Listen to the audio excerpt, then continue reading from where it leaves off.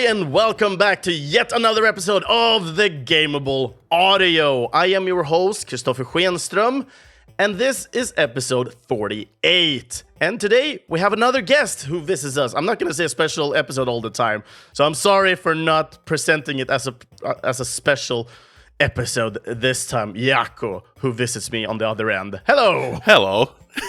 Thank you for the invitation. Super.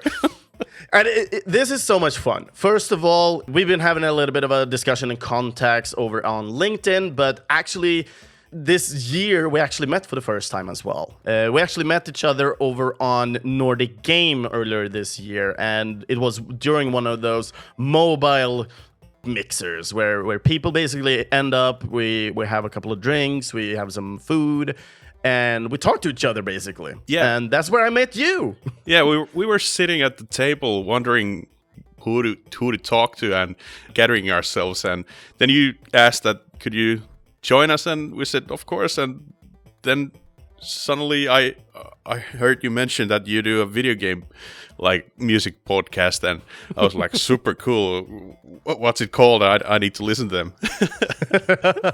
And before that, we were actually talking a lot about video game development and so on, which was also super interesting. And over time, more and more people kind of started coming to the table as well. And it was a really, really nice evening. So, but yeah, as it is on these really big business-to-business meetings, there's a lot of people, lots of talking and so on. So to be honest, it actually feels a little bit more special now to actually sit down with you and have a talk a little bit more one-to-one without having all these people talking around you. Yeah, because like in the events that I've learned, I've been to like 3 events, and it's always really like tiring. It is. You have this kind of white noise all the time happening, but I mean, I usually tend to just push it when I'm at these events. I'm only at one event each year at this moment. Of course, I will try to get to others, but it's usually about costs and so on in the end. Yeah. So in this case, it's only one event where I push it for like 4 or 5 days. Yeah. Well, we went to the Nordic Game on Malmö, and we didn't have like anything to show. Our main goal was to learn how to talk to people and how to network. Yep. And I think we did a really good job on that, like learning on the networking stuff, and it was super nice to see how warm and welcoming video game industry people are. Definitely. And also I find it very fascinating that first of all, one of the first events you go to is one of the biggest northern events in Europe. Yeah. It's like you're not starting small. Like I know in Finland you have is it Slush, right? Yeah, Slush. Yeah, it's not a video game. It's I think it's more like it doesn't have any genre. Yeah, business to business. Yeah, exactly. Yeah. Yeah. But then we have Pocket Gamer Helsinki that we visited 1 month ago or something. Before that, our CEO and our other coder went to Cologne. Is it called Cologne? Yeah. Yeah, Cologne. You have one there. Yeah. So that was their first event. So biggest in Europe. But so it was at Gamescom then. Yeah, Gamescom. Yeah. And in Cologne. Yeah, we actually got these tickets for free from our school. So that was like a pretty good thing that we had gotten from our school. And that is also something that is really, really amazing at the same time, having the possibilities to be able to go to all these places through education, etc. Yeah. Not everybody has that kind of opportunity itself. And that's one thing I love about the technical part of schools here in Sweden, but also in Finland. Yeah, I mean, we've gotten so much good stuff, like tickets to events, and of course the networking from our school. Our teachers are really good, like what they do, and can steer us in the right direction on stuff. We've been super lucky when we have gotten the tickets and the school education and all of that. Yeah. But now we're jumping a little bit ahead of ourselves. So instead of going full frontal on information that is quite, I would say, present to us right now, let's actually go back a little bit to when you started getting into music and so on. I would love to hear a little bit of a background, like where you come from, what made you get into video game music in the end. Yeah, so how I started music was in the 3rd grade. There was this like open doors at the music school, and I went there, and you can try out these instruments.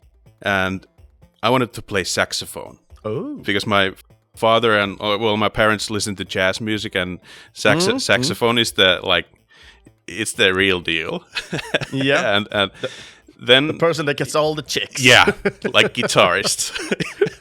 yeah, but then we went to the Open Doors event, and there was saxophone teacher, and I tried the saxophone. I got some kind of sound out of it, and it was super cool. And then I said to my parents, I want to play saxophone. And then they said that, okay, we can rent you a saxophone, but currently we don't have any saxophones to rent, so you need to buy your own instrument from the get-go. So my parents were shaking their heads that, that's not going to happen. They're expensive, and we don't know how long you're going to play the instruments. So then I went to the other instruments, and I saw trombone. And then I saw the other instrument had these buttons that they press, and trombone had a slide. So I fell in love with the instruments, and that's how I started to play trombone.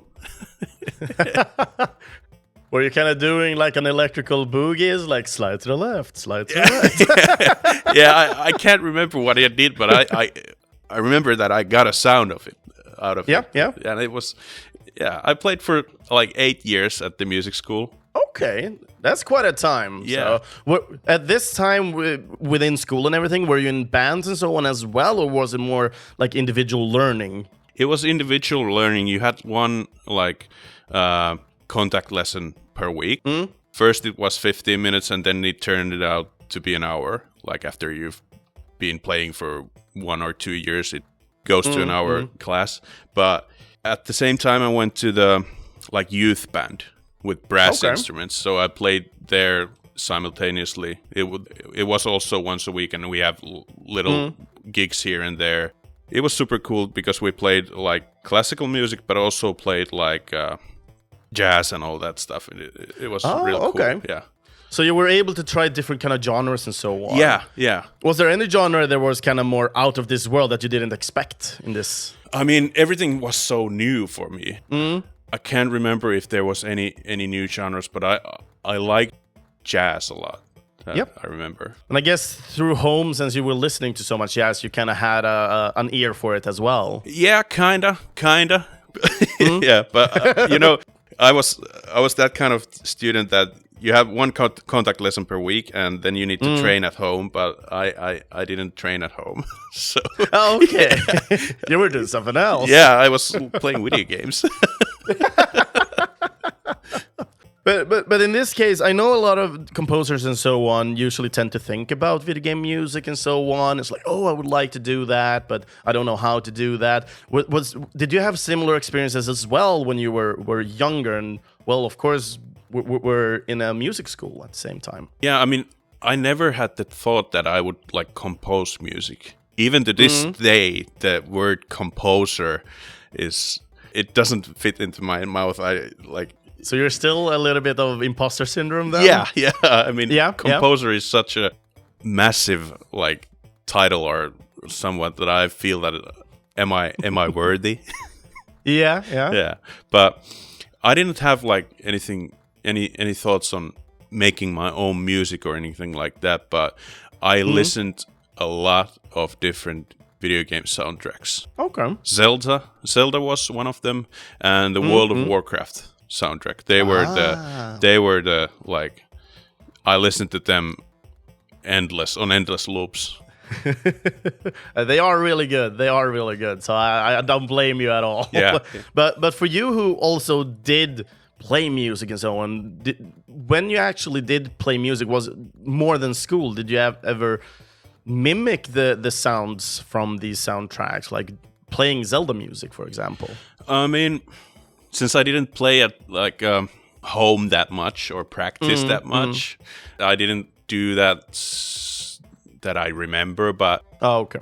At the bands, that I played, I really love the like different kinds of sounds like crescendos and diminuendos that you can do with the instruments, and with when you have a big band with like 4 trombones and all that, then when you get the harmonization and all that stuff, it gives me the like goosebumps. Yeah, it gives the epicness to it, doing it in group. I feel the same when I don't tend to go to church that much, but from time to time I love to go to church when there's a gospel choir, for example. Because the sense of the gospel choir making everything that sounds really boring really fun, in my opinion. I mean, now I remember, they mentioned, we had this one song, which was Pirates of the Caribbean. Oh, was it the Black Pearl? It was a mix of all like those songs. And I can't remember the song's name, but it has a part that goes ba ba ba ba ba ba ba ba ba ba or something like that. And that was, to this day when I hear it, it gives me the goosebumps. And I remember that you're reminded them. because I got to play the melody on that part. And it was super. And that's when I like got into the movie music and all that. Okay. Yeah. When you said you got into music, was it due to just interest of getting into it, or did you actually start studying it really hard? Yeah. Both. Yeah, both kind of. But I didn't like study the theory part of the music when I was at the music school. I know I should have done that, but I was close to my teenage years, so I have different kind of mindset back then. It was not music, it was girls. Yeah, probably, yeah. but also, I mean, everybody's different as well. I mean, some people have a really good ear for music and so on, and doesn't really know anything at all about music composition and the theory behind it. They just play what feels right.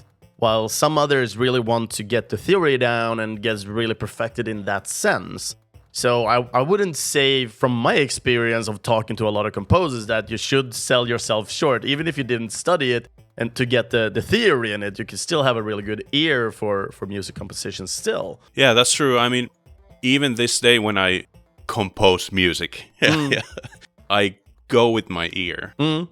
But at the same time, I know that I have the background on like these days with the theory, and I can like, after I've gone with my ear, I can analyze the things that I have made. Okay. So that's kind of like the process that I'm learning. But I would like to get that theory part more in the planning or the beginning of the composing more into it. Yeah. No, I understand. But one thing I find interesting here is that you actually put experience first. It's like what you succeeded with and what you felt like you haven't succeeded with, and you go with that flow to create your next best piece. And then afterwards, when you're done with it, you put the kind of theory and analyze it. I find it interesting that you do it in that order, because in the end, one thing that I would like to ask you to see what you think about it is, due to the fact that you're utilizing experience as a I would say like a gate here, doesn't it feel like you're kind of not really pushing yourself due to the fact that you're always leaning back towards experience? Do you think that could limit you in some sense? Yeah, I mean, it limits me a lot, because I tend to go to the same like harmonic choices, because there's some harmonics that or some chord progressions that I really like, so I tend to lean on them. And when I need to create some different, then I need to get my like theory book out and all that stuff. So I need to push myself out of the comfort zone. Yeah.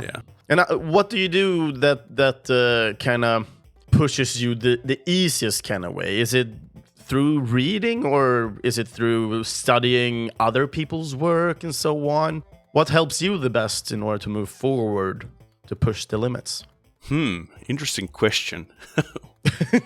I think I listen to different kinds of like music. If I need to do, for example, now the newest project that we're doing, I listen to a lot of like in that style of music, and I try to listen on what this section is doing, what are the strings doing, what are the brass instruments doing, and what is the piano you're thinking about doing. the layers there. Yeah.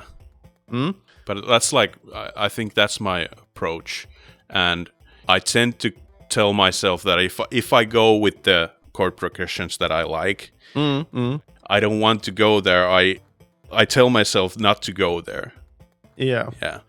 So you try to avoid a certain kind of span or like a seating that you usually tend to take in order where you're comfortable, and you challenge yourself by forcing yourself out of it. Then. Yeah.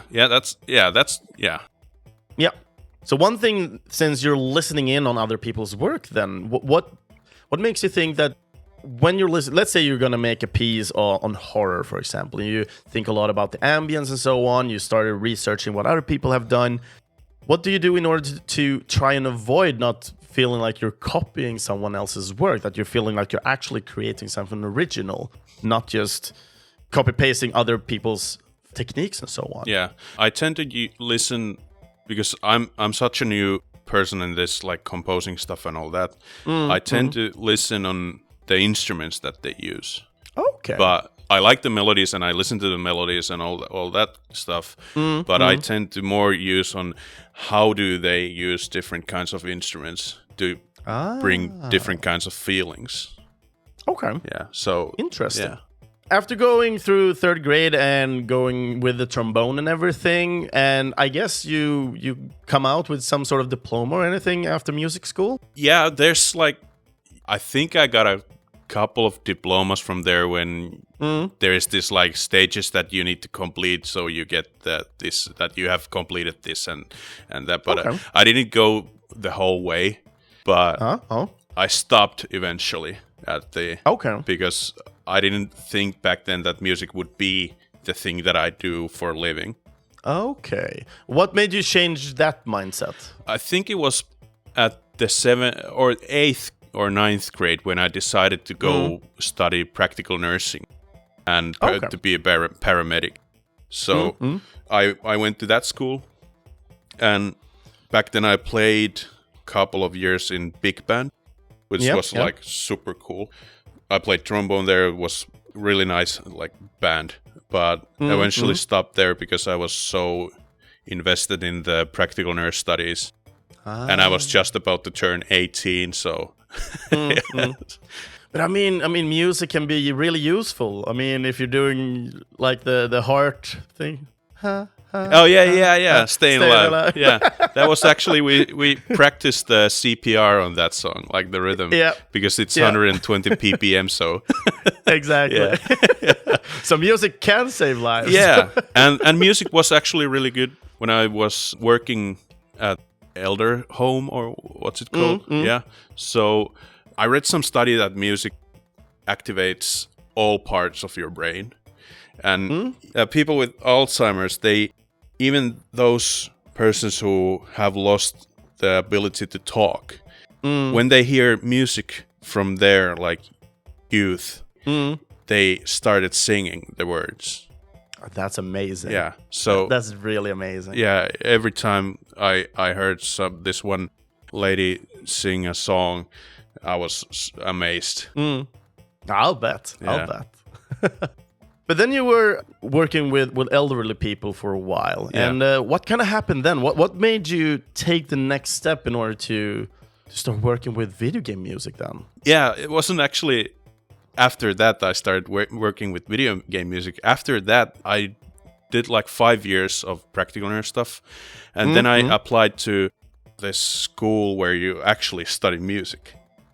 Okay. So you returned to the roots. Yeah, because my brother and his wife and my girlfriend and his brother and his wife all are musicians.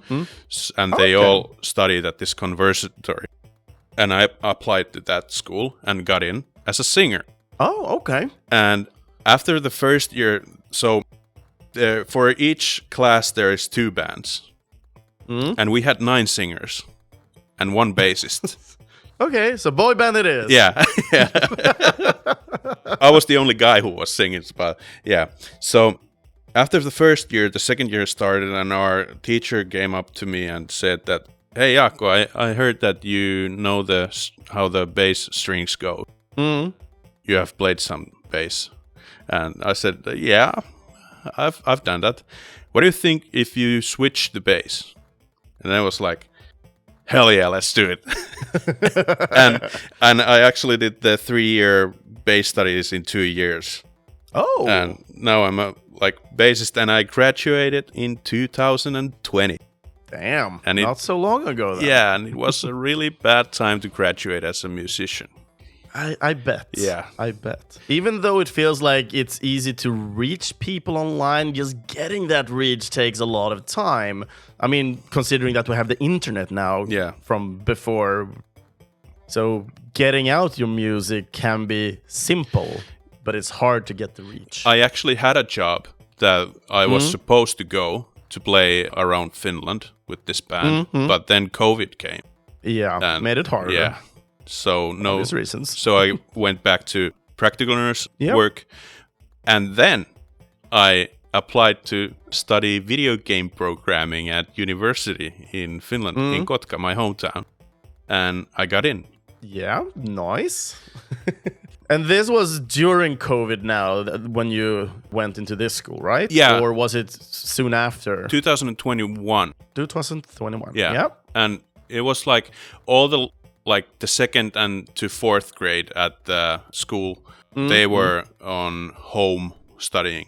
But the first, juniors, or how do you call them? First, the first year when you get to the school, we got the introduction year. Yeah, we got the chance to go to the on spot and actually to the premises and learn. Yeah. I guess it also helps a lot just getting to know your other mates and so on, and not just seeing them behind a screen or a nickname online. Yeah, that was super helpful when you actually... Yeah. And it was really weird because that was the first time that you got to school after COVID. So... But we still had the masks on, so you didn't... after the masks were off, you wouldn't know who's who, because you only see eyes and hair. Yeah, that's true. Yeah. Oh, that's insane. But yeah, then you started studying there 3 years ago, almost 4 years ago then. Yeah. I started studying there, and even then I didn't think that music would be my niche, or the audio would be my niche. I really wanted to know how to code. And 3D modeling was actually one of the things that I considered that would be your thing. Yeah, my thing. But eventually I got to know these dudes from my class. We started talking about, what if we put up a company while we're studying? And then we started to actually do it. And after the first year, we had the company put on, or after the first year at the summer, we actually got the certificates, not certificates, but the it was official. That you have a company. Yeah, then. It was official that we had a company. Is this a common thing within this school that students usually tend to make a studio during the years of of their studies? Not so much. Yeah.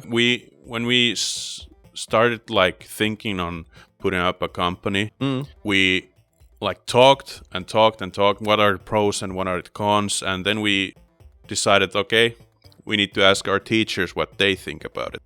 And we went to them, and they were super excited. Do it, because it's really good way to learn the game industry and all that. And we got to merge the courses so we did work for our company, but we did the courses on our company.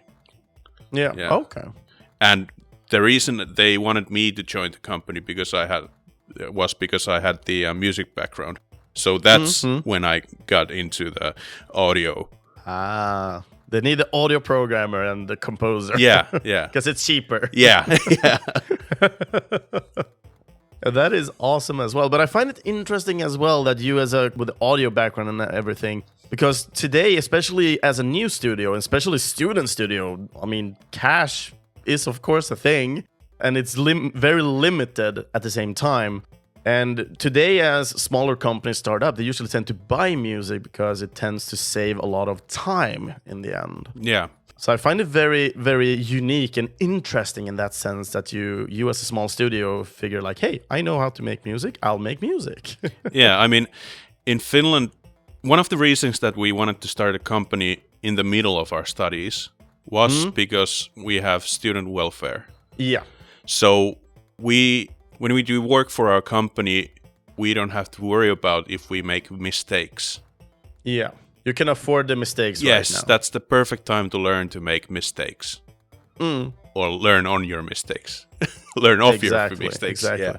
And this is something similar that happened here in Sweden as well, especially in some of the schools around here in Sweden, where they actually have in the curriculum that during like a second year of school, you actually make a group and you work in that group throughout the year. Either work on one project or you make 2 different games. And this is all to just have the information and understanding of how it is to present a game on Steam, for example. Yeah, we have those kind of courses on our school that we do because video game industry, it's not a work that you do alone. Yeah. It's a group effort. So definitely is. Unless you're a psychopath and do it alone. Yeah, and do all it by yourself. Exactly. Yeah. But we have definitely those courses, and they do work and publish on Steam and all that, but they don't like start a company officially. Okay. Yeah. Interesting. But yeah, as you started the company and everything, I do remember we're talking to you there because I think it's time for us to start listening to the first track. But the first track has a little bit of a specific surrounding because it was done, as I understand, from a game jam. Yes. And that was the first official kind of games you were started working on, except for when in school, so to speak. Yeah, that was actually our school's game jam. And that was before we started up the company. That was like the moment that we attended the game jam and we already had decided that we're going to work as a group and see how we get along. Okay. And it turns out that we got along pretty good. So that's awesome. And that was the first game that I have ever composed any music, and actually I think that's the first time I've ever composed anything. Okay, interesting. So yeah, I think with that said, I think it's time for us to just jump into the first track of the week then, to start talking a little bit about composing a first track, right? Yeah, let's go. So let's listen to, from the game Basement Breakout, we're listening to the track named Ending Theme.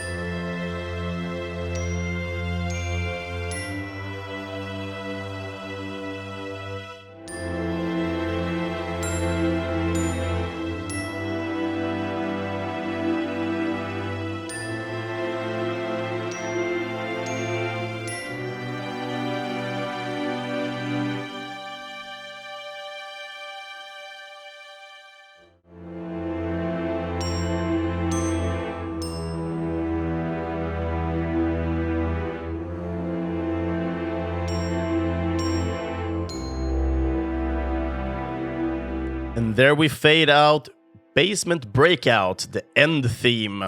And for everybody who's new to this podcast, for when I have special guested episodes such as this one, I always tend to have an emotion that I talk to the composer about or present to the composer surrounding this track. And that basically means that I'm sitting down here at my home, I put my headphones on, I close my eyes, and I just take in the audio fully, and I listen to this track on repeat until I get this emotion. Of course, I usually tend to get some sort of emotion straight away. I usually give it 2 or 3 goes before I write something down. So, my emotion for the ending theme for Basement Breakout is a minimalistic track that focuses on eeriness, clinging, and dramatic strings. Reminds me almost of the track that could have been in a psychological horror game, one such as the Amnesia series. As a sudden drop soon at the end, it feels a little bit misplaced for me, but I'm guessing there should be a specific reason for that. So my question is, what's the reason for this sudden drop at the end that kind of comes back a little bit again, and then the track actually stops? Yeah, I mean, I can't remember what I was thinking when I composed this song, but the part when this song comes out is the Game Jam's theme was horror, and we wanted to make a like horror game without jump scares, so it was a puzzle game. So you need to get out of this basement, and then you eventually find the key and get out, and you open the door, and behind that door is stars, and you see that you're in space, but you can't move anywhere. And then this song cues in, and after the song ends, the game crashes. Sudden end. Yeah, but the thing with audio guys probably know what I'm talking about, but I really wanted to, all the players who played the game, I really wanted them to listen to the last song, but they all like Alt F4. Oh, this is the end. Okay, so I was like, go listen to that song. That's my track. I wanted to listen. But in the game, there's a puzzle with sound, and you needed to kind of play the right notes on this piano that there was. If I remember correctly, I changed the melody to be more of a like uplifting, not uplifting, but more like there is hope, but then there is like sadness that you're in a space that you cannot get out. So you have the kind of emptiness basically that kind of pumps in, and the vast vista that you kind of get of getting into space as well brings an extra to this emptiness. So was that, I'm guessing that could have been like the main priority on why it sounds so minimalistic as it does then. Yeah, I wanted to make a really sad song, in quotes sad, but the time when I composed this song, it was like 3 a.m. at the morning. I was really sentimental at the moment, if I remember correctly. So, and the minimalistic was that I actually didn't know how to make anything else. Those were the instruments that I was playing, and I didn't. Okay. It was a 48-hour game jam. I didn't want to do this like super big orchestration. I just wanted to be like minimalistic, like you said. Yeah. I mean, interesting as well. Also, making music has always been fascinating to me when you work on a really tight schedule, such as a game jam. For this game jam, were you only a composer, or were you also programming as well? Then I was only the sound guy. I did the ambience music. I did actually the voice acting also. Nice. Yeah. The person that you're playing with, he sees this guy laying on the floor with blood, and I said that, oh my god, is he dead, in Finnish? And it was super bad acting and super bad recording, but it made it funny. I've been there and I've done that as well. I love utilizing my voice for weird ass shit. And I actually we also did a game jam, and we ended up making this like Saw-like puzzle game with traps, just trying to kill you all the time. And I did all the different sound effects and music for it, and I have no education whatsoever. I ended up making, because this was before they added footsteps in Unity in a normal way, so we had to manually program in 2 different sounds. So I actually made a full sound of me like dragging cardboard on the floor, which sounded more like footsteps than actual footsteps, it usually does. And we had to cut that audio up and then put it on individual tracks, and that sounded more like walking than actual work. That's the thing that I love in audio, and like especially on how do you make sounds. It's so different. Like for our new game, there's a bow, and I needed to do the like, how does a bow sound? So I took piece of string and I taped like shell casings of like fire, like bullet shell casings and all that stuff, and I started to spin them around so you get that whistling sound, and then I cut that up. But you never know how the sound is made when you hear it. And those are one things that I love, and I highly recommend other people who are interested in these kind of things to check these videos out as well. The videos of when they worked with audio for like Disney movies and so on. You usually have those foliage. I think it's called foliage. Foily. Follow. Yeah. And it's so interesting to just see what random scrap they're utilizing in order to get different sounds. Yeah. It is so interesting. So I highly recommend everybody who has an interest in audio to check these out. Yes, definitely. Go check them out. Yeah. Do you feel like this is also something, because I'm guessing you're not just for the music, you're also for sound effects. I'm also for the sound effects. I handle all the audio stuff for our games. I do the implementing and all that stuff. So I'm guessing these kind of things also fascinate you a lot, just like it does for me. Yeah, I'm just learning. It's super cool. I actually can say that this is the thing that I want to do for a living. That is absolutely lovely now that you found your passion and you know exactly what you want to do now. But for me, have you started getting up a little bit more of a structure and so on? I know every composer is unique, as I told before, but I know some composers always have their phone out and it's like capturing sounds, etc. While others like, no, I will remember this at home, or I will only work at home and so on. What type of composer are you at the moment? I start composing. I usually do it at the office, but I'm still trying to learn how do I work? Yeah. What's my best practice for me? And I've gotten to like notice that at the evenings at home, I really get these like different kinds of melodies with strings and all that would be awesome. But then I just stick to the gaming part and I play video games. But I think I have a keyboard, like mini keyboard at my home and a Reaper and all that stuff. I could do them, and I think I will eventually do some composing or some demos at home also, but mostly at the office. Okay. But do you ever feel like when you're playing games, now that you know what you want to do you start working on your free time as well with video games? Like, oh, I really like this sound, and you start recording the sound from another game or something like that. Well, it has happened. It sounds like it. Yeah, it has happened. You're like, it's my life now. Yeah, when you start knowing, like, or start getting into, for example, music, you start to listen differently. Okay. And when you get into what way? Do you have any specific way that you notice, like, this is how I listen differently? I like to listen on how they're played, how the instrument is played. For example, if there's brass instruments, I like to listen on if there's some kind of mutes in it and what kind of specific like effects they are doing to put up, like get this sound or this structure or anything like that. It's the same with audio. When you get into the video game audio stuff and you get to know what goes under the hood, you start to play games differently, because then I will start to listen games on with the like quote unquote, like not quote unquote, but professional ears. I try to think to myself, oh, how is that done? The footsteps. Okay, yeah. There's some metallic, and then you start to analyze like small parts of the game. Yeah.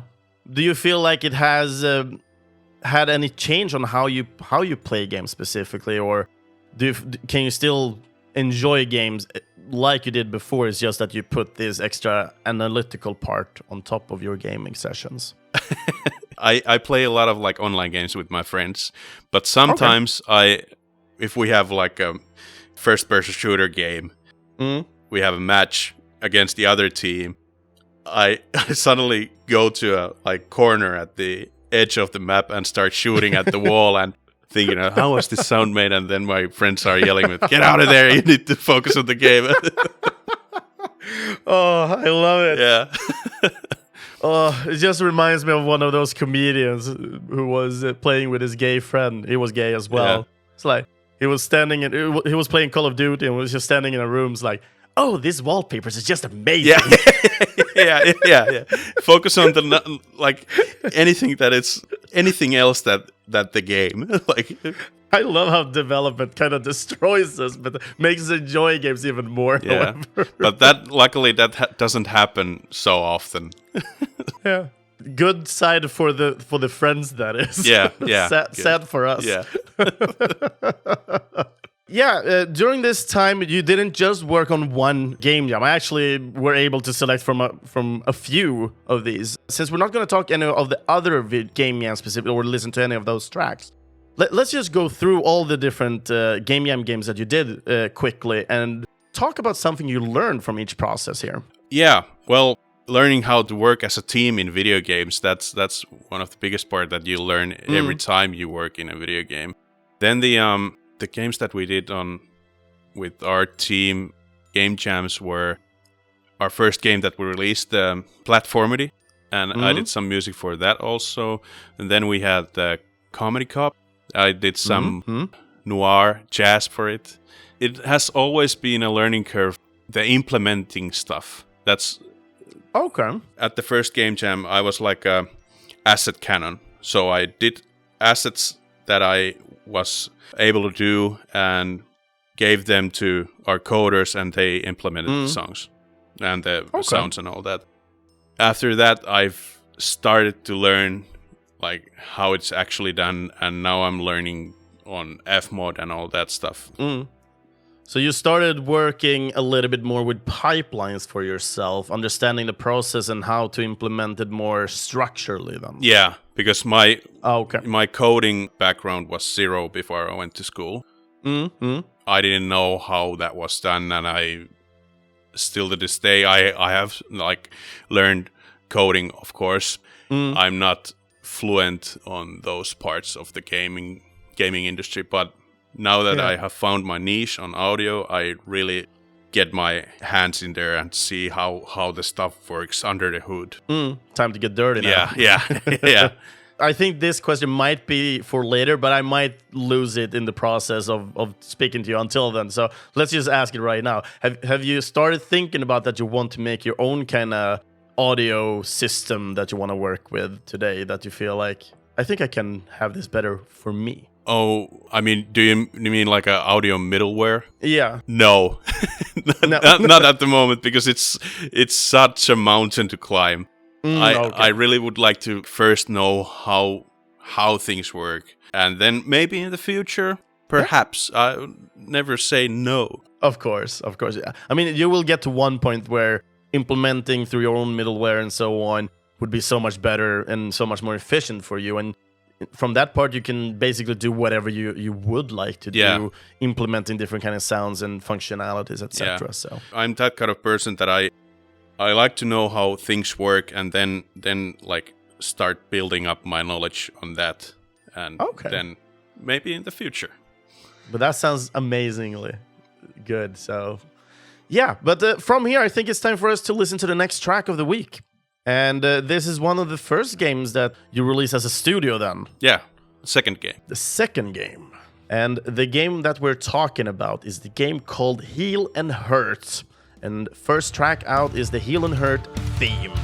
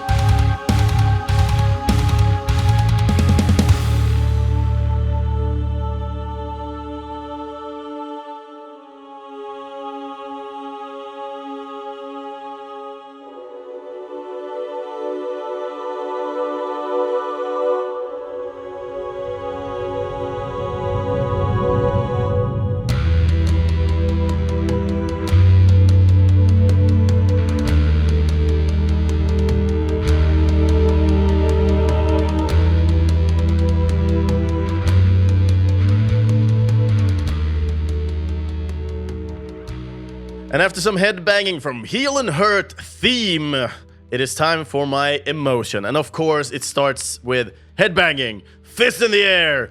The start reeks of basic Doom vibes.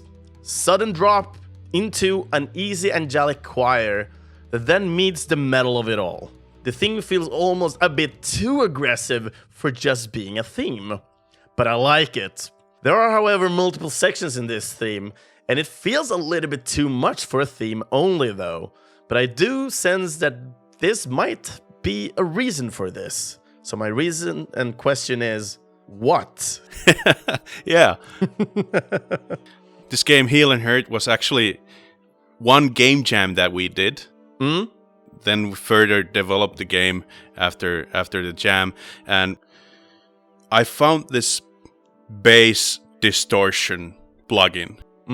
It was super amazing. I was like, when I first plugged it in and like heard the things that my bass could do, I was amazed. And when we talk about distortion, is these like darker yeah, that you can get with those? Yeah. Like in heavy metal, it's usually the electric guitar with that, but when you add it to bass, it's kind of a different process on that, because you cannot distort the whole scale of like bass on the low ends. Oh, it gets muffled or somehow, so it needs to be for the bass specifically. It's like I'm playing silenced bass. yeah. But I mean, Doom vibes. Yeah. Definitely. Yeah. So I'm guessing, since I haven't played any of the games that we're talking about today, since I didn't really have the time and effort to put into that. Yeah. But this one looked like a Quake 3 Doom kind of vibe game. Yes. A lot of rocket jumps, it seemed like. I mean, the game mechanics they're super cool. I mean, you have angels and then you have skeletons. And you have two different kinds of damage that you can do. Okay. You shoot the angels with the purple damage. And you shoot the skeletons with the green damage. And if you shoot the skeletons with the other damage type, you heal them. Oh, hence the name, Heal and Hurt. And it's free for all.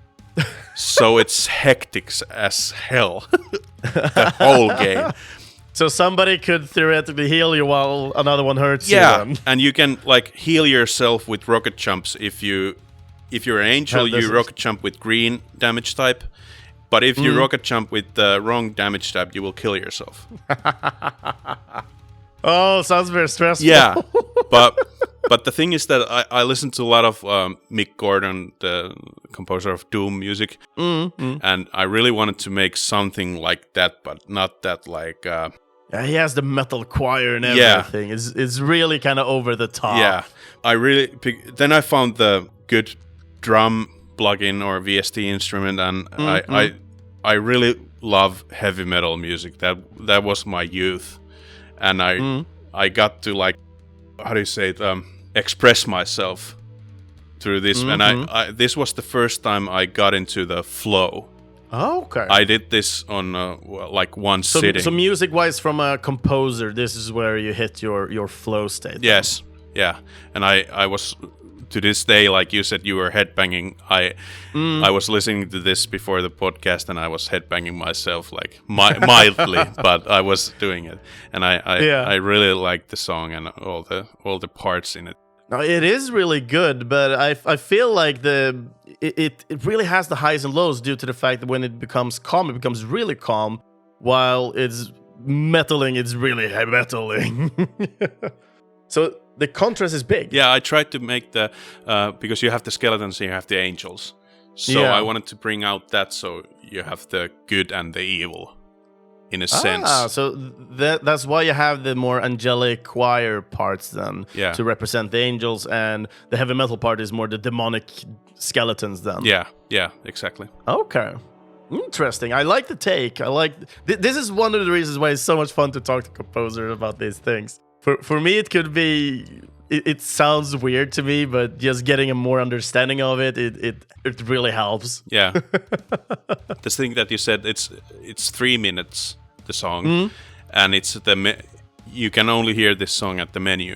But I feel like the song doesn't get to be played in the game as much as it should have, because people, when they go to this game, I don't think they spend time in the menu that much, so they don't hear all the parts. So in that sense, it could have been shorter with less parts, but I learned a lot when I did this.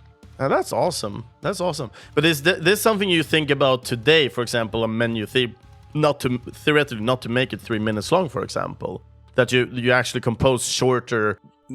I mean, not specifically. I don't think shorter, but with less parts in it. Okay. So it could be a long song, but because I spend a lot of time in the menus because I like to listen to this menu songs, but they could be with less parts, let's say. Yep. I love that. It wasn't too long ago I talked to a composer about music in settings, in menus. That I think it was with Eric Desiderio that we talked about that, and it's like, yeah, we should support your local composer. Sit in the menus. Yeah, that's true. I mean, I had 2 games that I like seated in the menu the most, and one was Journey, and the other one was Horizon Zero Dawn. But Horizon Zero Dawn has a little bit of a menu that moves around, right? There's still things happening, if I remember correctly. Yes. Yeah. But Journey only has this character with the cape. Exactly. With the cloth. And I'm thinking about the cloth piece that around the neck. Yeah. But I can't find a word. Scarf, yeah. But I mean, I didn't like, when I say I stayed in the menu, I could just leave and do other stuff. Yeah, I understand. And the music was in the background. I know from my own kind of experience, I usually tend to, when I was younger, listen to the Halo theme. Oh yeah. Which is pretty epic. Yes. Itself. And for me, I could clean my house and just have the intro on. Yeah. I mean, Halo 3, my childhood. There you go. And for me, I remember, I think it's the first game, though, where you can see the ring just going on, and it's such a beautiful menu. Yeah, was it Halo 2, I think? It could have been. I don't remember which, but it's one of the Halos at least. Yeah. And I'm happy with that. Yeah. Good game. Definitely. But now that as we move along, we've been working a little bit with game jams, which has been shorter in tempo. Now we worked on the second game, which was first a game jam, but you continued to work on. How was the process then? Were you since now you were able to basically work on the tracks for how long you wanted? Yeah, the game jam that it was a week long, and it had a limit that you could have 3 persons. Okay. So our coders were on that. 2 coders and 1 graphic designer worked on that. And after the game jam was over, we started to develop the game further, and I came up as the composer for the game. And the song that they had picked for this for the game, it was downloaded from free sounds or somewhere else, like this free music, and it wasn't like anything that I would have. They had something very generic and very royalty free. Yeah, and I was like, it wasn't anything like Doom, and I was like, for this game I need to make some heavy metal stuff. Yeah, and then I just started Googling on bass distortion and all that, and it was I think it was Parallax. Okay. Yeah, the plugin that I used, and Perfect Drums was the drums that I use, and I didn't know anything about like how loud it should be, and the first takes were like clipping and all that stuff. And I was like learning on the way, and the actual music that is in the menu, it's like I think it's clipping a bit, but yeah. But that is, like you said, that is the journey you're taking, the journey of experience you're gaining as well. So I'm guessing due to all these mistakes and issues that are happening, you learn a lot in the process. Yeah. Which is very important. It's not about creating the perfect thing all the time. It's about learning from the issues and mistakes you're doing. Yes. Don't be afraid of making mistakes. That's one of the key things in learning new stuff. You make mistakes, and then you go back, then you carry on, and then you go back to the mistakes and analyze on what went wrong. Why is this happening? Then you Google and all that stuff, and then you find yourself a page that explains you this stuff, and then you find something else in there that you need to go look into. And it's always learning and trying out, and learning and trying out. Yeah. Considering that you do have a studio, you sit with your friends and colleagues, and you're composing at the same time, you're going through how audio sounds, etc. I mean, it's easy for you to get the feedback and so as well, but do you tend to work with your mistakes and issues yourself, or do you tend to use your colleagues as a section or a gate in order to learn the mistakes? I mean, when it comes to audio and all that stuff, I tend to use myself in it because I know the vocabulary in that. I know the terms and all that stuff. Yeah. But when it comes to the feeling of the music, then I turn to my colleagues and ask them that, does this sound like good to you, that it fits the game? Learning to talk from the music education that I have had, I've studied with people who also study music. We use the terminology on that.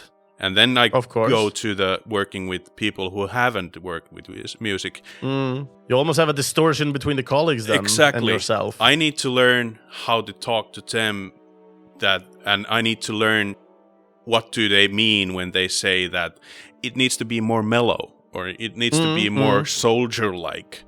And because they're describing music in such different ways that I need to learn their language, and I need to learn how to talk to them so that they understand what I mean, because I can't use my terminology, your own terminology, because it doesn't do any good for anything.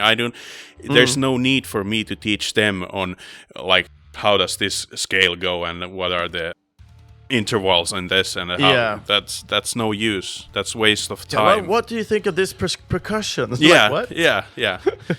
Like in the beginning for me with the podcast, what the hell is a percussion?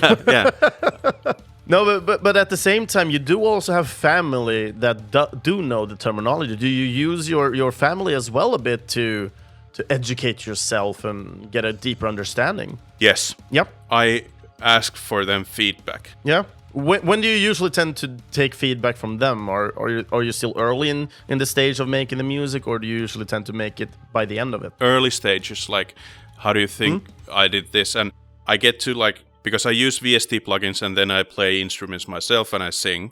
So I have friends that are singers, so I tend to send them the demos and ask if there's any advice on how to use my vocal singing instrument here.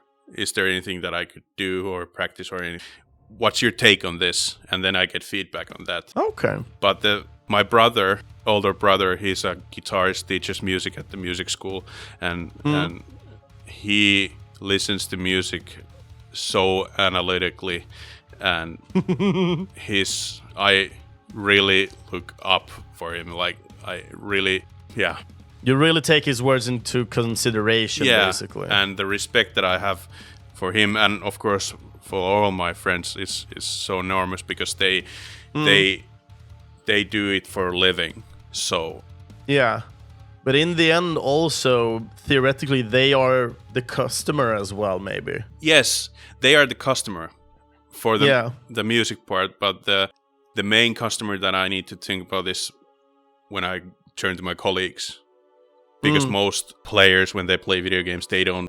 At least I think that they don't listen to the music at the same intensity that I do, or somewhat. Yeah, no, I believe so as well. I mean, for me, who grew up basically not listening to the video game music, this is a new world for me, kind of as well, with the podcast and everything, and I love it. Yeah, but then my girlfriend, she's a singer also. She went to the conservatory also, and there's this one song in the game that we're making that I really want her to sing some parts. Yeah. So I can take advantage of those skills also for free. That's awesome. That's really, really good. Yeah. Having those contacts or keeping it in the family, it's awesome. Yeah.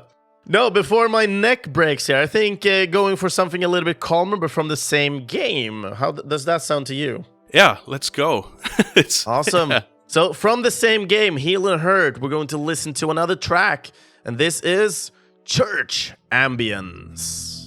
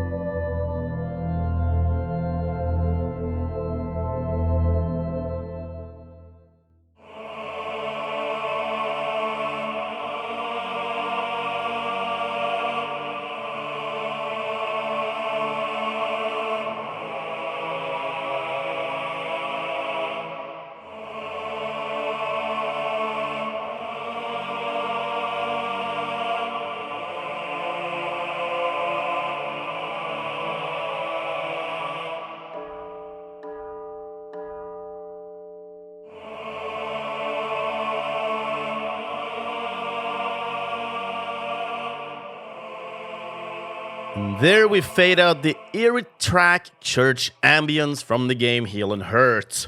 My emotion for this? Eeriness. A background organ. I feel pressured while listening to this track. It all fades out, and we're met with this choir of men singing with a simple tone. Reminding me a little bit of the old Gregorian band era from the 90s and 2000s. The thing is, the thing that stands out the most here is the keyboard riff that suddenly kicks off, and it really gives me a hard Castlevania vibe. I really like this track, though. Even though it has this kind of minimalistic thing, and I find it really hard to know that this track is in a first-person shooter game. But it's really good. Thank you. So I'm guessing for this, like, first of all, how come you chose to go with an ambient theme for this kind of a fast-paced first-person shooter game? So the ambience is for a specific map. I think it's called Church. And we call it Church now. Yeah. and it's a shape of a cross. And I was actually the first person to make the first like 3D modeling reference of it. And I actually modeled the organ for the map. Ah, okay. But after it, like I said that I'm done. I'm at the end of my expertise on this one. Then the graphic guy took over and finished the map, and it was super cool looking. But the point is that the map is like a holy place for the angels and the skeletons. You have the cross, and on each side of the cross you have a huge statue of the angel player and a huge statue of the skeleton player. And at the top of the cross, there's an altar. I thought that I really need to make some kind of like church vibes. Like you said before that you really like to go to church and listen to music and all that. And me personally myself, I really like to go to churches also because I really much love choir music. And then I listened to the because I modeled the organ, so I know that I need to get myself an organ on the Ambience playlist. I was kind of like listening to the different tracks and try to listen and what do organs do when they play. It's not like just chords because it's always moving. So I listened to them and I did this most basic stuff like that I heard. So I really got it to work, and I was really proud of myself that hey, I can mimic organ stuff and make it sound like it sounds like organs. Yeah. And the choir part was supposed to mimic the angels, and the organ was supposed to mimic the skeleton, I think. Yeah. Oh, okay. So you still have the characters themselves, or the factions, I would say, represented within the music, though. Yes. And you can actually hear the church bell there also.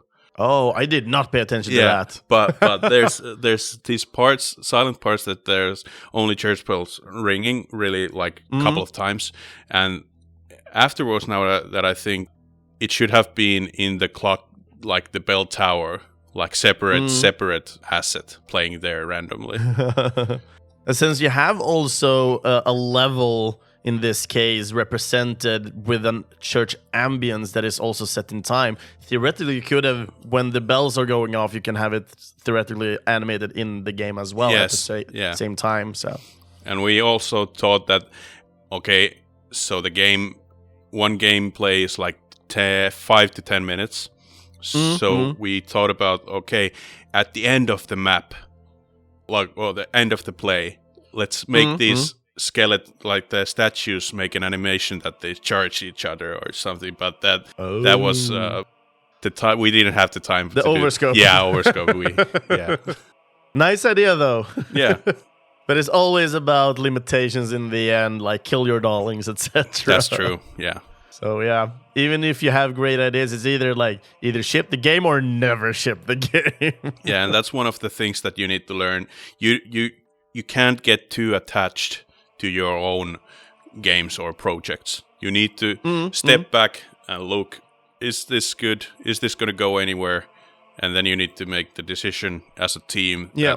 Okay, let's kill it. or the lead guy on that project lead will make the decision that we need to kill this. This is not going to go anywhere. But how do you feel in the studio that you are now, since you're one of the founders of it and everything? Working as a group, making these decisions, are they easy decisions, or does it come down to a certain person sometimes? Like, no, we're killing it, because people might get to it. Since you are all still very early on in your progress of making games. Yeah, I mean, we have killed one project, and it was like we all took a step back and really thought about it. That is this gonna fly, this game? And we talked about it, and then it was like do you say consensus or something? Consensus? Yeah, like everybody agreed. Yeah, everybody agreed that this is not gonna do. Let's move on. Yeah. But these days we're always, when we're doing changes for our team, like the structure or anything like that, our goal is to like get our teamwork better. So now we have a project lead that gives the shots. Okay. He makes the final decisions, because if you try to like all plan at the same time and all plan together, that's not gonna. It takes a lot of time from everybody. Yeah, and that's, in the long run, it's a waste of time, because eventually somebody's gonna have to take the charge, take the lead on things. Yeah. And it goes so much faster if just one guy also has the clear picture and vision for it, even though everybody should have a vision on it, but he has the clearer vision. Yeah. So you will get like fast access on whatever's needed, basically. Yeah. I mean, now we have the working set that our project lead gives us a description on what he thinks about the game. Then we can give feedback, and then he takes the feedback and does stuff to the project if he wants, but eventually he is the one who decides. Yeah, and of course he's the one who takes all the blame when it's not flying. Yeah.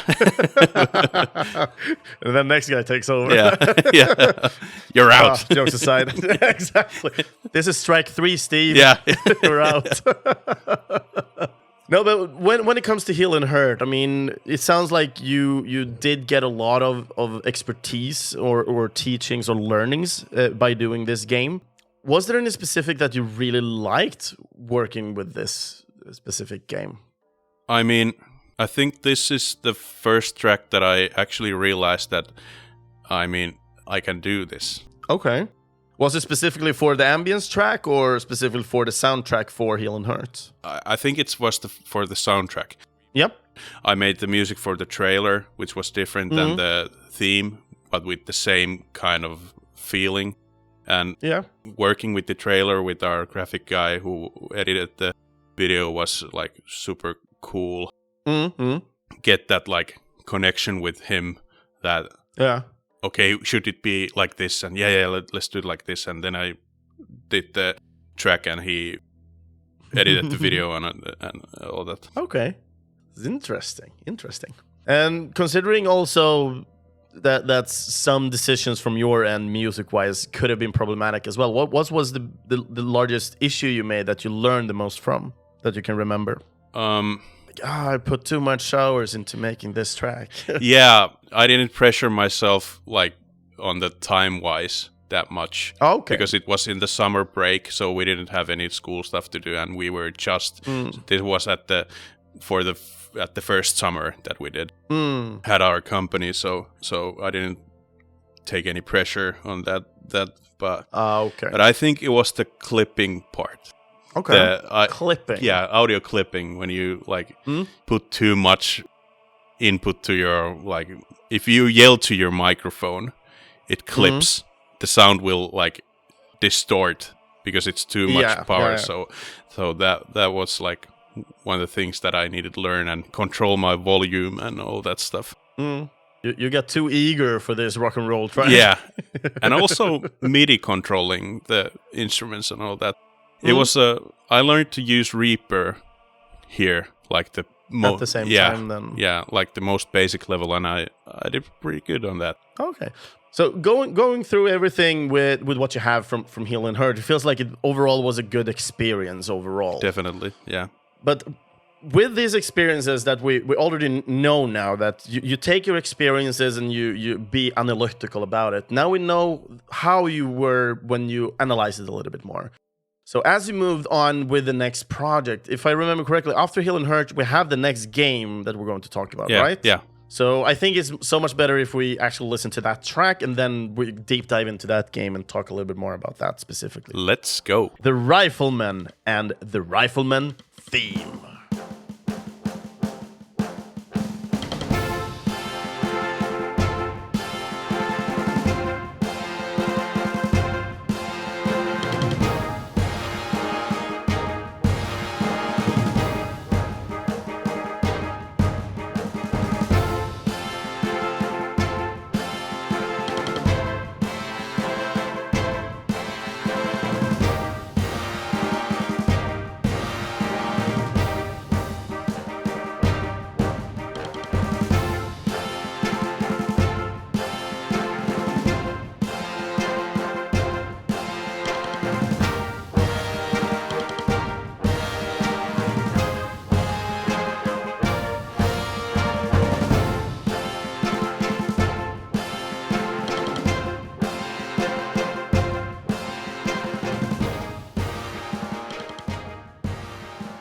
And there we have the Rifleman theme from the game The Rifleman. And my emotion for this one is, and we talked about this while listening to the song. I wrote haha. Never happened in the history of emotion, but apparently now is the time. You forced it out of me, Jaakko. Excellent. So, haha, I cannot unhear the start of the Zelda game as I'm listening to this theme. This felt so much Zelda Wind Waker in the sense of the song. The playfulness of the instrument, as they are short, and at the same time, together with the percussion, bombastic. The song feels overall very simple, and the drums it gives off the march/military vibe, which is great. I name simple as in I didn't feel much of the melody overall, but it is more about the focus on being exactly what it is supposed to be, and this is why it is great to me. Now in this case, I can only guess the Rifleman. It is a military game. Yes. So that's why I know it kind of feels like you hit the spot and I know exactly what you're after, but it felt so weird to me that I got the sense of Zelda, though. Yeah. But I would like to hear a little bit more on your thought process on this. What do you hear the Zelda process as well on this? Actually, or is it just me? Actually, no. Yep. I didn't listen to Zelda for composing for this game. I listened to a lot of Zelda, but I have to get back later today on the Wind Waker. Did you play the Wind Waker any back in the day? Yeah, I played it on. Yeah. Was it on GameCube? Yeah, it is on GameCube and then on the Nintendo Wii U. Yeah, I think I played it on GameCube, but I can't remember the soundtrack for it. But the one I was thinking about is when you go out on the boat and you started sailing around. That's the specific track I got in mind as I was listening to this track. Okay, you have to go back for it, yeah. Definitely. Yeah, definitely. Yeah. And everybody else should also do that. Yeah, go for it. And then return to the stream. But I mean, came to me that just now that you were talking about the Heal and Hurt theme, that you said that we were talking about the parts, that there's so many parts on the song. Mm-hmm. But for this song, I realized that it doesn't have that much parts. No, it sounds almost the same all the time. Yeah. Like I wrote here, it didn't feel like it had much melody overall because it had this marching. But of course, melody is also the marching music, of course. Yeah. But when you're thinking about the melody sense, like that's like melody. Yeah. But if I just keep banging the same for 4 minutes, you're not gonna feel like melody.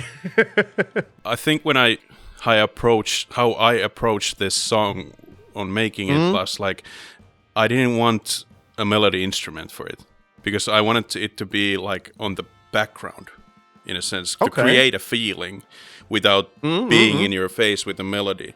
And I wanted to, because there is no melody in a sense. There's harmony and all that, but it brings out the like it's still like some kind of melodic approach to it that you when you hear that you know that it's from the Riflemen. And the first demo that I did for the game was super epic. I mean epic, like big drums and all that. And then we're talking Battlefield epic then? Yeah, we're not talking about Battlefield epic, but more in sense like World of Warcraft epic. Okay. And that was fancy epic. Yeah, and then I turned to my colleagues and asked if this is good, and they said that it's too epic. It's too much, basically. Yeah, it's too much. And then I asked them that, okay, what do you need? Like trying to learn our like communication practice there, and then Nico, whose game this actually was in the first place, before the company was started, this was his hobby game, and then we kind of merged into the project. And then he said that he wants more of a like toy soldier, like marching stuff. For me, it feels like that easy. You just got to the military. In Sweden, it's called lumpen. It's like when you go into boot camp and so on. So it has this simplistic thing. Yeah, I really like it. Yeah, and this is this was the first time when I composed the epic, the more too epic theme for the game.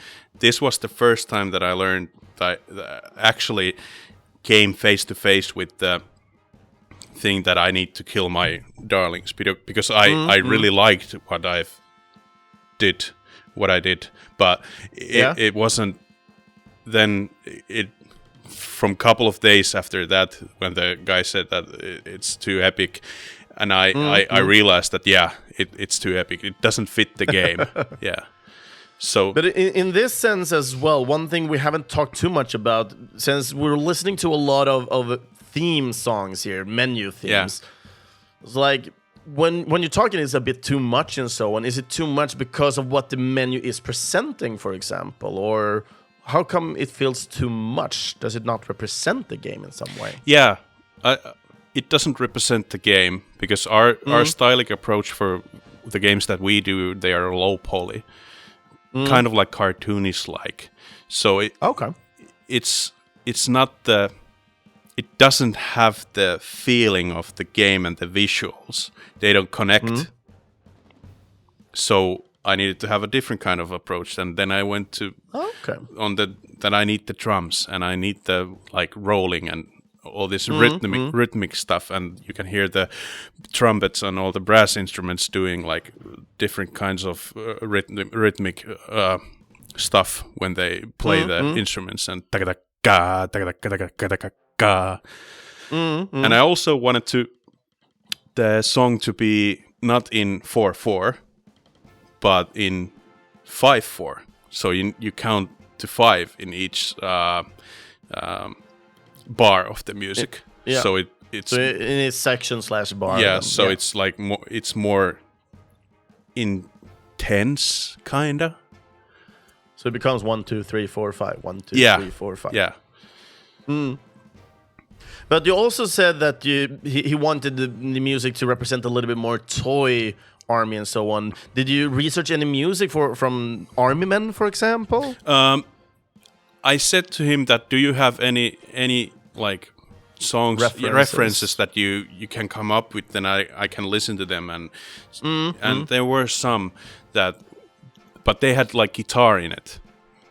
Okay. So I took some points on like the rhythmic approaches on those songs and applied to my own composement that they don't like copy them. So that was like the biggest thing that I got from my colleague. Okay. So with that, as you moved on, was this like the first thing you came up with after that feedback? Yeah, it was. If I remember correctly, it was the the main like rhythmic part of it. And then it, like, when weeks went over, it built up to be this piece. So I added stuff on top of it, and like, okay, it should be so that was like the process of that, like on. It wasn't in one sitting that I composed the song. It was like, because we had the school on the side, and we did we worked when we could. Of course. So when you start working on tracks as well, do you usually tend to start with a specific instrument that you feel more confident with, or do you feel like it's so much easier to just structure multiple instruments fast and then get a better sense? I've been working on how to get like the basic structure of the song completed, because I tend to use I put some instrument on and I start playing different kinds of like how does this sound on this like octave and here and low ends and the high ends, and then suddenly something comes up and I go with that. But the thing that I tend to do is I don't like compose the whole song. I stick to one part, and then I start like adding stuff on top of that, and I lose the focus on the whole song. Oh. So that's one of the things that I need to learn then on how to get the big picture. Where does this song or this riff or this melody, where does this go next, or what comes before this? Yeah. And when it comes to the Riflemen as well, what were you only the audio guy for this, or did you do any sort of designing for it as well for assets? I didn't do any modeling or anything like that, but and the sound effects that you hear in the game are from Nico, who's our coder, because this was his first project, so the sound effects are from that. But I composed all the, like, if you capture a flag, then there's this trumpet or some else like stinger that plays. So I composed all those like notification sounds. Okay, so you did some audio design within like fanfares and so on. Yeah. Okay, so it's nice. How do you feel to get into a project in that sense as well? Like somebody has already worked so hard on a project. Of course, it is a friend and a colleague in this case, so it might have been a bit easier and you felt still kind of confident to work on it. But you're actually taking somebody else's love baby in some sense. Yeah. When we started working on this, we were all learning on how to like design games and develop them and all that stuff. And because it was Nico's code and all that, so the other two coders needed to know what is where and that, and they did a lot of rework on that multiple times on the networking stuff and all that. But I really wanted to listen to what Nico's feelings and what his vision was for the game, and eventually he really likes the soundtrack that I did for the game. That's awesome. Yeah. I mean, that's the most important. Yeah. in this case, even though you work at the same studio, and since he's bringing in a lot of the work he has already done, it kind of feels like he's the customer somehow. Yeah. I mean, you need to make games that you like, but you need to put a lot of weight on the, like, who are you aiming? What's your customer base? Like, if you only make games that you like, then it's a hobby for you, in a sense. If you want to, like, make a living out of this, you need to think about the customer more than yourself. Yeah, definitely. I mean, theoretically, you are a customer as well. Yeah. But theoretically, if you're making a game you are not willing to put the money into, then you're making a game for no one. Yeah, that's true. Yeah. So that is always kind of the perspective of designing and working and everything. And in that sense, I think it's sometimes even better to just work with music, because music is kind of more the universal language than games, to be honest. Yeah, that's true. I mean, because most of the people listen to music and they have their preferences of what they like and what they don't like. Yeah. So even though the person who is listening to your music is giving feedback, it's valuable feedback. It is. And the feedback could theoretically be from something they don't like to what they like. Yeah. At the same time, it could be somebody that really loves it and wants to make it like the perfection of it. Yeah. But in the end, you get lots of contradicting feedback. Yeah, and lots of feedback on what they feel that was the good thing and what they think that should be changed. In the end, you are the person who makes the decision on what should be done. That's the same thing with the business side. You talk to people and they give you advice and their thoughts and all that, but you cannot go with one person's like, we're going to do it like this. Yeah. You need to take consideration of all the stuff that all the data that you have gathered and make your own decision. Mm-hmm. Oh, yeah, definitely. I totally agree on that statement. First of all, if you only take it from one, you're catering the music to specifically that person. The question is that person the market that we're striving at? Yeah. But at the same time, theoretically, if that's the guy who also has the vision for it, then of course he would have more understanding of what the end product should look and sound like. Yeah, that's true. I agree. So there's always a lot of perspective in everything, and I can't say if something is wrong or right, to be honest. I can only talk from my own experience of what I like and my visions for a product and so on. Yeah. And that is also a problem when you come to a larger studio, etc. You have all these different things that try to go together, and in the end, it just comes down to trust, to be honest. Yeah. I mean, you have to trust the process. Yeah, and if you want to make a game that you have in your mind and you want you want it to look just like you visioned, then you need to do it alone. Like, yeah, you have to trust your person that you have working with you, that he's going to deliver what is expected of him. And yeah, definitely.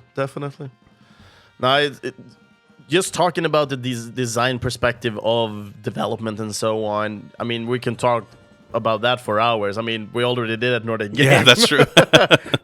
So considering when with music and everything, there's a lot of things we can go in and nitpick on as well. But in this case, I think it's more interesting to go into the last track of the week. Yeah, let's go. I want everybody to enjoy this new fine track called Aino, right? Aino. Yeah.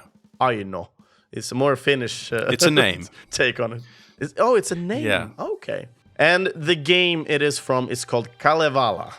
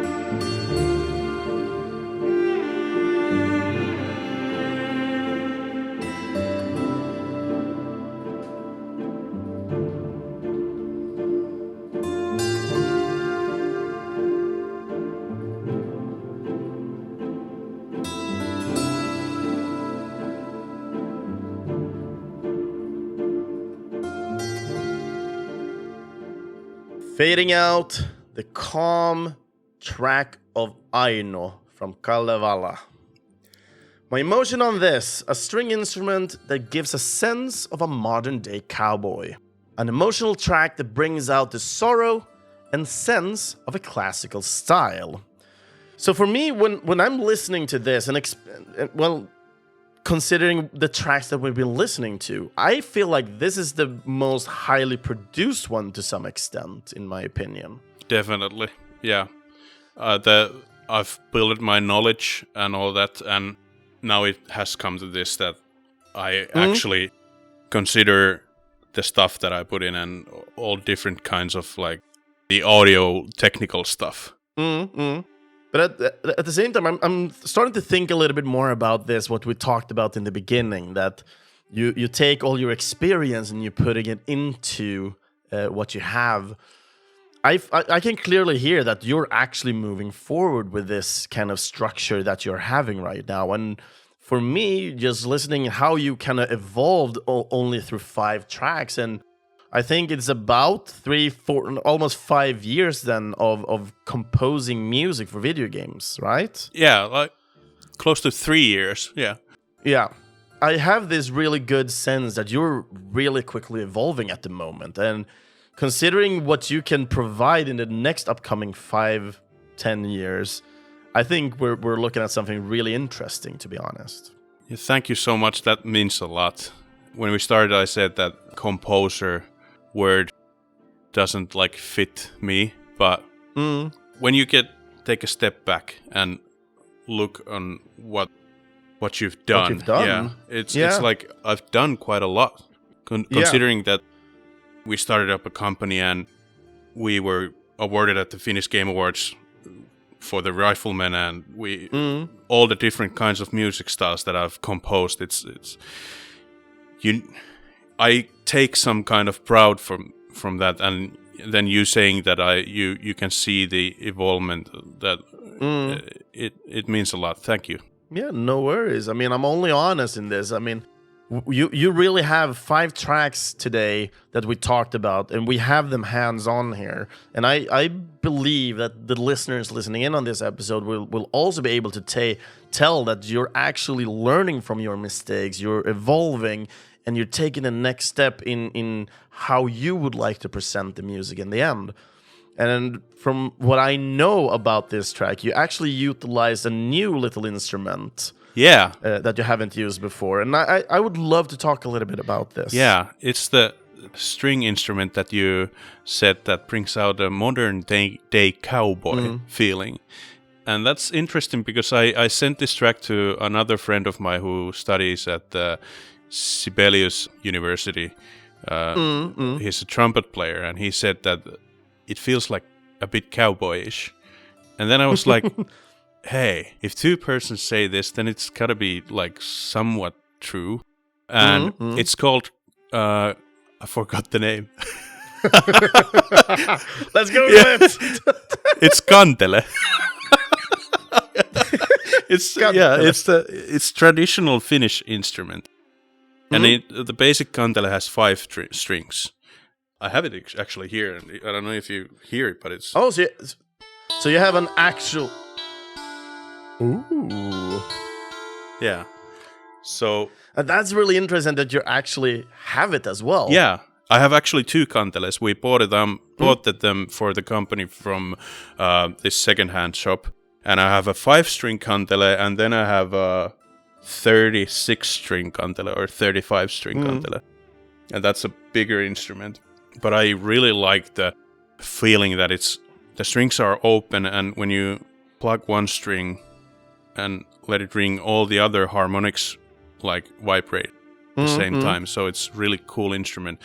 But even though I really like this track and I like the feeling, I need to go back at it and turn the reverb down a bit, because it's kind of too much, because I listen to like this ambient space music a lot, and it has a lot of reverb, so I need to go back for it and turn it a bit down so the kantele sounds more like kantele. Okay. Yeah.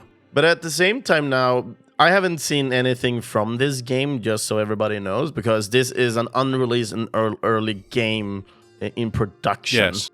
So, considering the information you have of what people think this track represents, modern cowboy, do you feel like that's the correct kind of direction for this music, for this character, Aino? Yeah. I don't think cowboy is the right representation for the game. It's a sad song, and it's supposed to be sad because you're not controlling this Aino character. It's one of the characters in Kalevala, and the story of her in short is that she's forced to marry this old wise guy, and in the end she doesn't want to do that, and she drowns herself.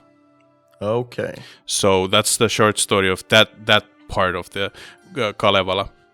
But it's a first-person hack and slash shooter game. It's not PvP game like we have done. So we are going to the PvE side. Yeah. So it's a co-op game where you play with your friends. Oh, so you will still have multiplayer then? Yes, we want that like social gameplay on the game, and you have swords and bows and axes and maces, and then you have spells that you can defeat these enemies with. So it's some sort of fantasy type of game, medieval then. Yeah, medieval fantasy game. But considering names and instruments and so on, even if it's fantasy and so on, does it still have some sort of reference to Finland then, to some extent? Yeah, the main part is that it follows the story of Kalevala. And Kalevala is the Finnish epic. The Finnish epic? Yeah, it's a collection of poems that Finnish people sang. And this person collected all the poems and made it to a book. And it actually has, Finnish epic. The Kalevala Living Epic Heritage, Finland. One of the most influential epics of 19th century. It's based on Karelian and Finnish traditions. Ah, interesting. Kalevala has also influenced Lord of the Rings and many other fantasy stories. That's really cool. Yeah. I mean, we've heard so many reasons why people kind of made their games and so on, and hearing a game being presented through Kalevala, which is a 19th century compilation of epic poetry. Yeah. It feels so weird, but I love the idea. Yeah. This is actually our coder, Nikos, who is our project lead, his idea, and we're just now doing the early development stuff and planning on what to do, what's the core loop of the game and all that stuff. And it's super fascinating because this is the first time then when we are going to develop the game that by having a game what's it called? GDD. Game design? No. Yeah, game design document. That's the word. Yeah. Okay. So this is the first time that we are actually going to have a full game design document and then work with that, because on the past 3 games that we've released, the design has been on ad hoc. So that really slowed us down. I understand. Yeah. But then, when you're so early in this, all the different tracks that you sent me was, if I remember correctly, was either the main theme or character themes. Yeah. Correct? Yeah. Aino is one of the characters, and Mahinen was the other, and Mahinen is a gnome. Oh, so okay. It's a theme for the enemies, basically. When you walk... So... Yeah. Considering the music choices I've heard so far, there might be more tracks. I don't know for sure, and I don't want you to spoil it so far. Considering the music that you made so far, it feels more like it represents the characters themselves. And I know you already represent it. It's the sadness of Aino's passing away and character design, I guess. We have a main theme which represents the menu and maybe a little bit of what to expect with the game. But it seems like the music created so far is more surrounding understanding or feeling how a character is. Yeah. Do you plan to create more that is just only on the characters for this game, or is it more planned to have also environmental audio? Like, this is the music for the forest, for example. Yeah, definitely.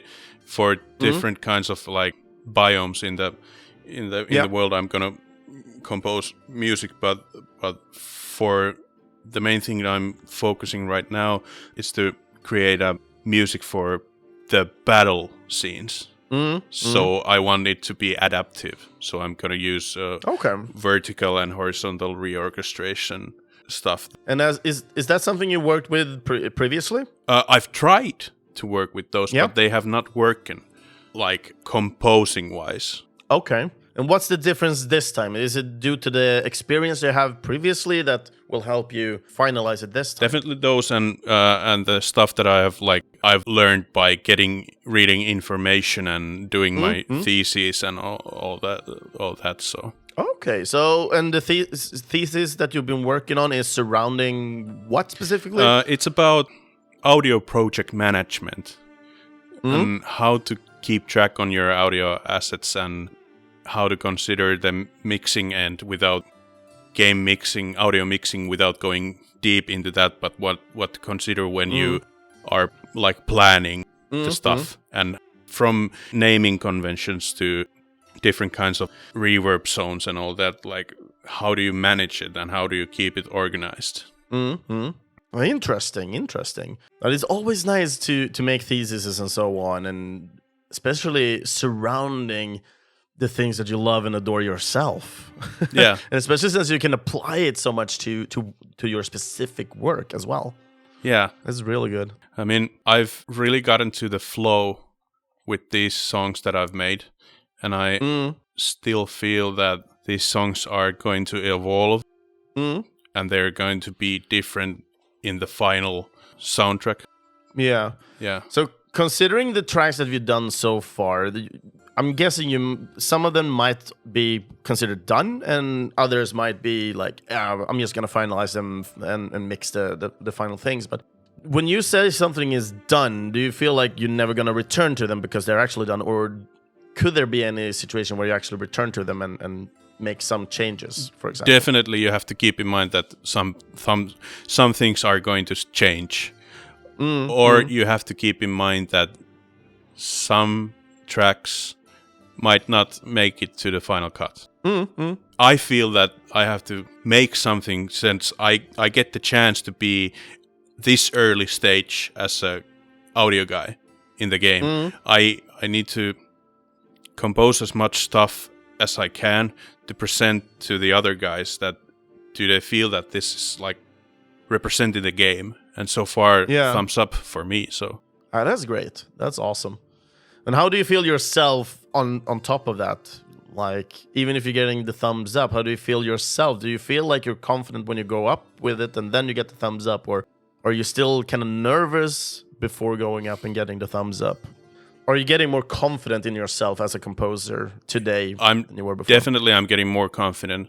But there's still because when I do some demo of some song, I don't mix it and finalize it to the till it's the end. So it's still a work in progress when you present it to them. And I present it to the other guys and see what they think. That am I going to the right direction? Do you think that I'm going to the right direction? Yeah. And because we don't have like any gameplay yet, in a sense, so I need to work on eventually I need to see what's the tempo of the game. I think I think you talked about this with Finnish composer. I don't remember his name of the game, but it was some Gameable was the you talk Gameable. Yeah, he said that he played the game and had a metronome and he was tapping on it. And I think that's one of the things that I want to try when there's a battle. I want to feel is it slow or is it fast paced, or for the battle music definitely so it gets the rhythm, it sits with the rhythm of the game, the tempo of the music. But considering also the tempo of the game, are you a composer who feels like you need to complement it in some ways? Like if it's high octane, you want the music to be high octane, or do you want the more contrast? Like I usually tend to talk about Diablo all the time. I'm sorry for every listener who's listening in on me talking about Diablo all the time, but you have the high octane of killing, but you have really slow music. Yeah, I mean that's one of the things that I play Diablo once in a while, and Diablo 4, and I was amazed about the musical choices that were made on. It really sticks out. Yeah, because the music is adaptive, but it's not like when you go into a battle or go into a what do you call them, or a dungeon. It is still like this ambience music. Yeah, so it's not this high octane doom music. Yeah. And I really like the design, like stuff on that part, and the soundtrack is great. But for this game, I really want to do an high, like not high contrast, but for it to be as like, if the gameplay is fast, I want the music to be fast, so it like represents the gameplay. And for most part, I want to learn how to do it. Yeah.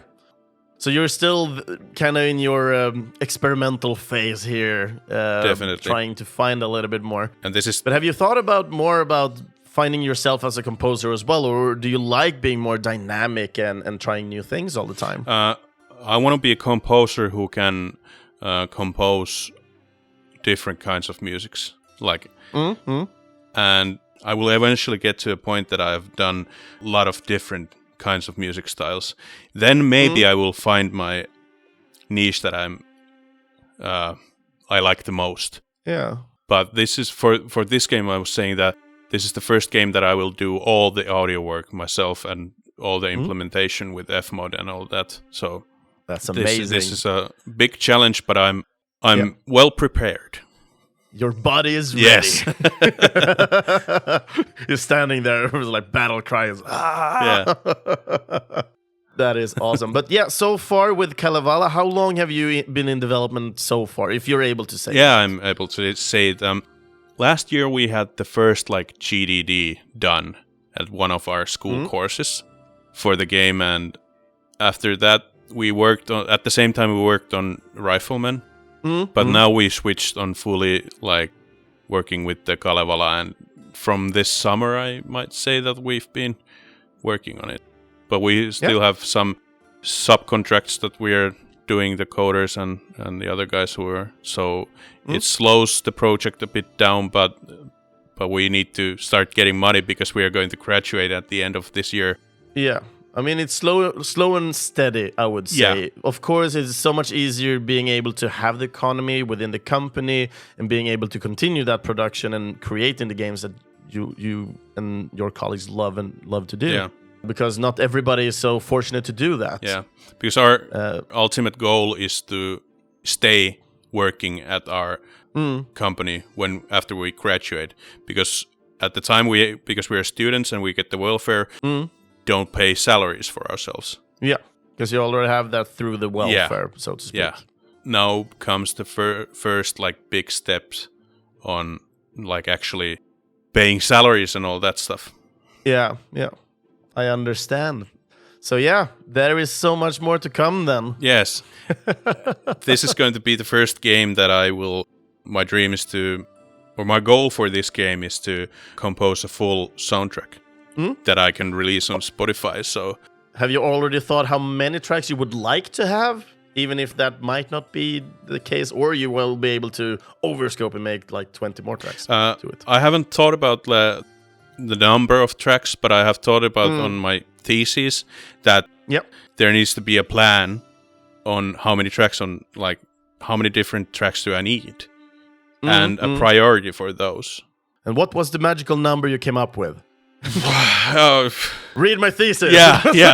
After it's released, and it's on Finnish, so you need to learn Finnish. So Google Translate the whole shit. Yeah, I mean, I probably will, after it's like evaluated and all that stuff, I will translate it on English. So maybe other people, if they ask, I can share it with them and Yeah. see what they think about I it. mean, theoretically, sharing it with other composers and so on, they might like that as well and give also public eye on the studio and you specifically. Yeah, So, yeah. I mean, don't be afraid of doing that. I mean, Yeah, definitely. We'll just do it. Do it. Definitely, will consider that. I will share it with people. Looking forward to Yeah. it. I don't think it's my jam to read through a full thesis on music theory and so on. It's not music theory. It Okay. has no music theory in it. It's because it's game programming engineer is the program that I'm on, so it's engineering stuff. So, Safe. yeah. So I think you will like it. Yeah, maybe. We'll see. No, but I think it's time for us to close down about the game here and focus a little bit more on you again. Then, well, we're kind of, it's bad to close down on a game that we're theoretically can continue talking about. No, but moving on with you. I mean, graduating and so on. I mean, how does it feel for you right now, surrounding that? I would never think that I would go to a university. Hmm? This is such a work that I've done to get to this point that I'm proud of myself. And definitely you should be. Well done job. So, Thank you. well done job. And Well done. yeah, thank you so much. But I mean, like I said, the goal is to continue work in our studio and actually be able to pay salaries and make a living out of this. And Yeah. that's the main goal. But composing wise, I want to learn more, and I am learning more, but I need to take small bits at one time. But have you thought, for example, on your free time, play a little bit less and start creating like a EP or something like that, so you can maybe self-sustain yourself as a composer itself? Or are you more just interested in having it as a work side with the studio? For now, for video games, yeah. My brother has released an album, and it's really good album. I can link it on the Discord server if you want. Yeah, definitely. He plays guitar and he's really good. He's teaching music and he's making YouTube videos and all, like on Marty Friedman guitar and all that. And but I don't think that for now at least, I don't think I will make any music for my own. For yourself, myself, because I still feel that I need some kind of like context, and the game is the context. So I still feel like if I would make music for myself as an album, it would be cringe-ish. Oh, I did talk to a composer or an artist more. He actually reached out to me, and he made this tribute album. I don't know if you listened to that episode, and I don't remember if it was in Swedish now that I think of it. But he basically made an album with a tribute to FPS games such as Duke Nukem, Doom, Quake, and so on. So he kind of still made his full original album, but he had a theme song, he had like the first level song, the first boss, and so on. So it kind of made sense by making this tribute of a game that doesn't exist. You're giving me ideas. Yeah, that's why I'm saying this. I mean, that would be, yeah. During Nordic Game, there's always this talk or a panel where Thor Myrdal is sitting down with other composers, and all the composers are making their own track to a trailer. It's like, oh, if I made this trailer, it would have sounded like this. Yeah. And that is one of the most interesting panels at Nordic Game, in my opinion. Yeah, that's one of the things that I really need to do. Start doing is designing sound for short video clips of games. Like film a video like 10 seconds of you playing games, put it on your like DAW and all that, remove the audio and make the audio for yourself. And it also could be a music for a trailer.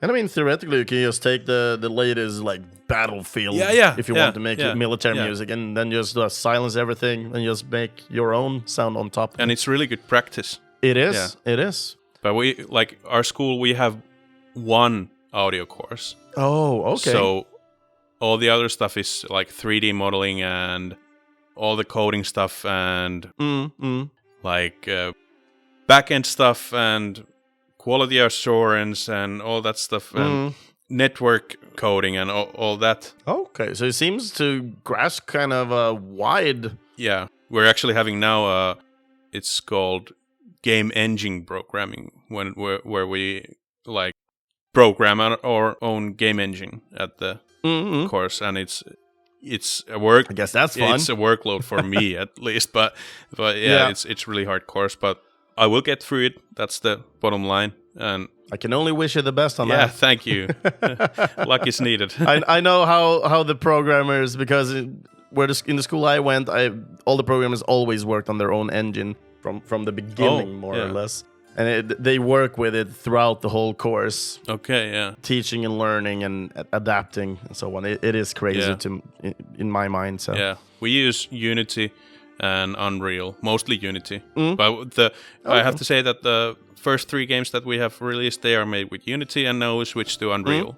Okay. So we're learning also. That also gives a little bit perspective for yourself as well. And in my opinion, I think where we're at today, working with Unreal is a great benefit for you guys. Yeah.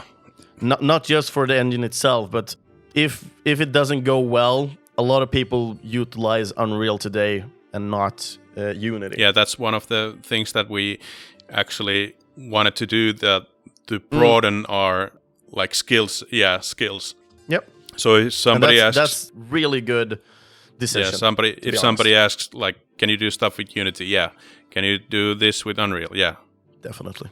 So yeah, then we have a little bit of a grasp of where you're going as well. And with that, I think the only last thing I have is the new things that I have for composers. And yeah, we usually end with a good one. So considering the games that you worked on, which is the most struggle you've had with the games? Oh, what was most challenging? Most challenging. Everything had their own challenges, but I think because I have such like a lot of more information and knowledge that I need to consider on making the newest game, that this is gotta be it, the Kalevala. Because I now I know what I need to consider, and now I know because I'm eventually going to do the implementation stuff and all that.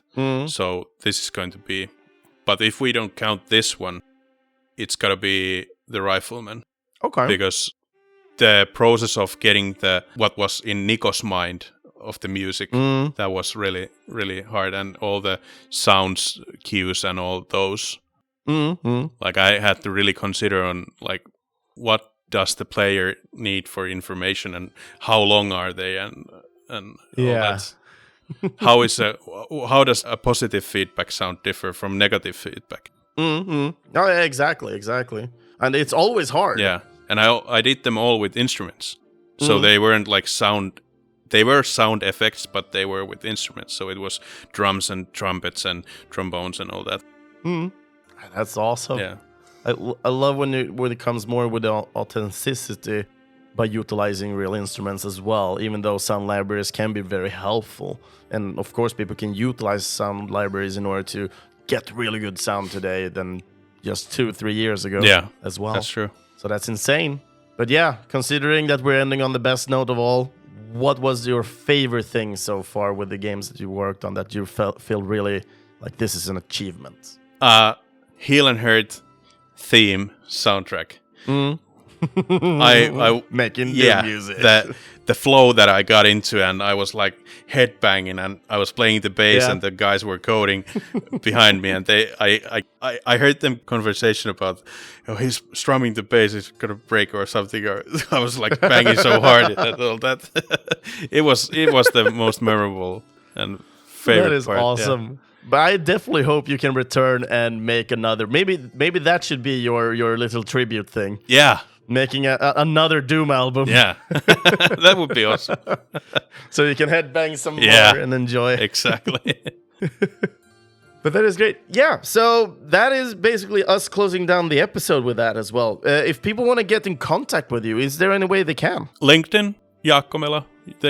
You can contact me there, send a message. And Normal Games Discord. If you play our games or just want to see what we're doing, we're updating there. Not so frequently, but we are there and we hear you guys. They're updating as much as they can. Remember, there are only a small amount of people working on a game. Yeah, we have 6 guys. But yeah, it's been an honor having you on the show, to be honest. It's been so much fun having this one-on-one conversation, being able and not having the white noise around us. Thank you so much for having me. It was a pleasure. Yeah. So with that said, we're closing down the episode. If you like this episode and want to listen to other episodes such as this one, you find other episodes of the Gameable Audio on Spotify, Amazon Music, Apple Podcasts, and Pocket Casts. And also feel free to give a follow and a comment on one of our social medias. Either follow on Facebook or on Instagram. Just search for Gameable Audio and you'll find us there. Just giving one follow or giving comment helps a lot of other people to just interact and find this podcast as well. Unless you want to share it with friends and family, which I hope you do. Wink, wink. And for people that want to really like what I do and want to give a little bit of a support, feel free to support me on Patreon. The money will go to upgrades for me, buying new software and so on, and also buying more equipment. But when I don't need any more money, all the money will work as a fund and help new composers that doesn't really have money for a new instrument and so on. So in the end, we will support new upcoming VGM composers, basically. And our current awesome backers that we do have today is Daniel Onemark, Lars Schenström, Titti Schenström, Kevin Wikström, Mike Björkholm, Mats L. Kebabo Tapper Holmqvist, and Sandris Wikström.